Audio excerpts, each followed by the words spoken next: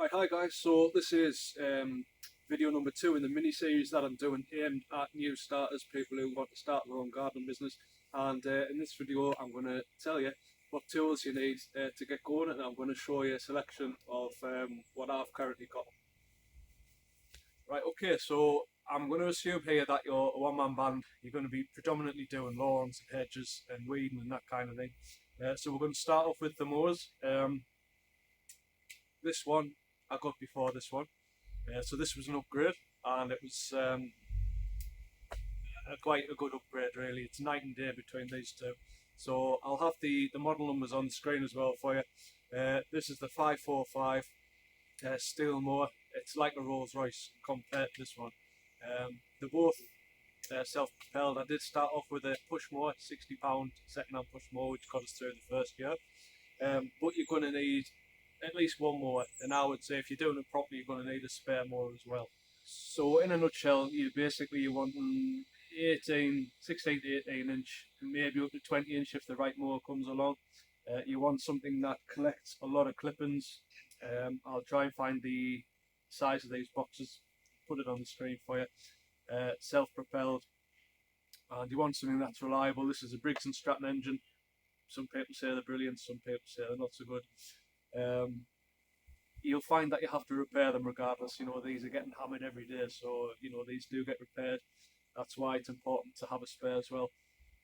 So this was the upgrade, this became the spare, and that's what you've got to do. You've got to kind of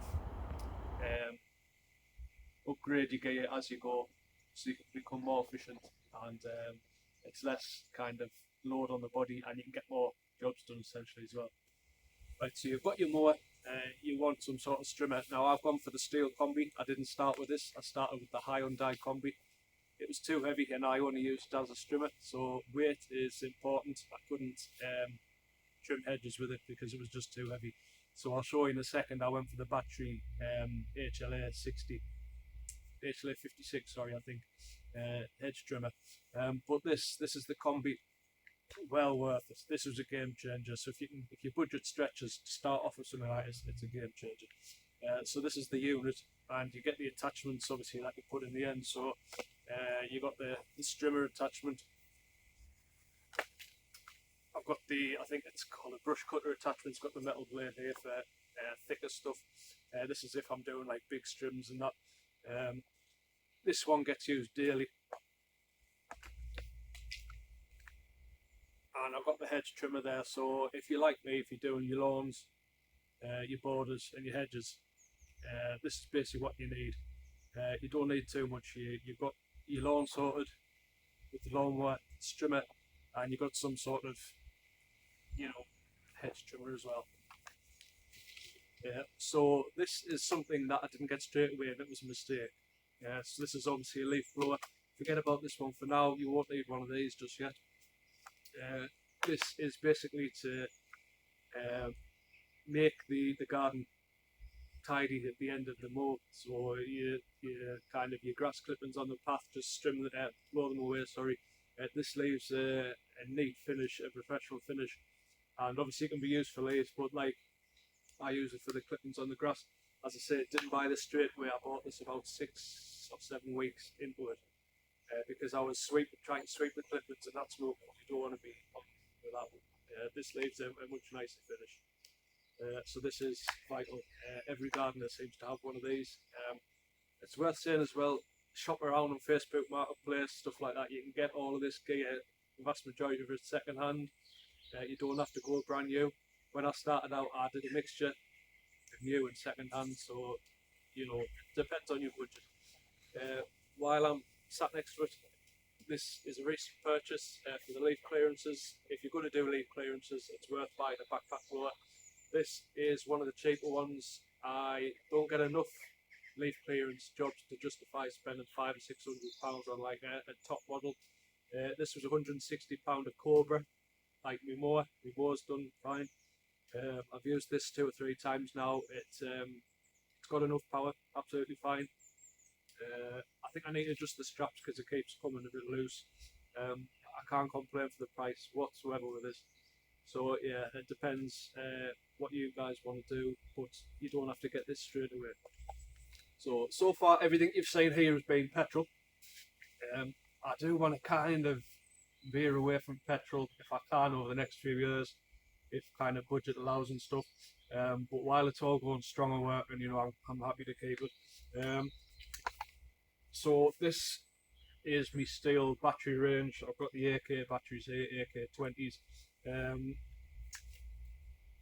all hedge trimming. I've got my long one with the extension. I've got my short one, the HSA60. This packs a punch. This is a good little hedge trimmer. This one. I wish I'd got it sooner. Relatively lightweight, but as I say, it's. I think it's the second model up. There's different kind of. There's the homeowner kind of models, and then the kind of mid-range, and then the commercial grade models. I think this might be in the middle. I'm not sure. But yeah, good gear. This, as I say, when I got the Hyundai, I couldn't use it because it was too heavy, so I had to get a hedge trimmer. So I got the HLA 56. It's all right. At the time, I was buzzing, so I thought it was really good. It was like steel gear, and as you go on and maybe cut a hedge with me combi there, it is night and day. It's a fair bit slower.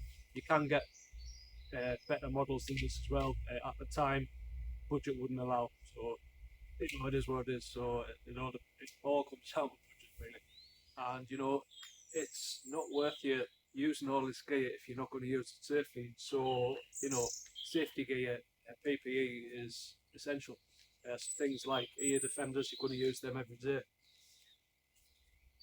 Good padded gloves, got your eye protection, you've got harnesses, if you're stripping big areas, you've got things like knee pads, because you've got to look after your body, especially the eyes and ears, because you're obviously stripping your lawnmower every day.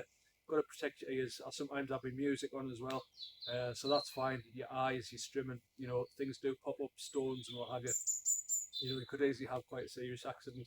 I've got a first aid kit in the van as well.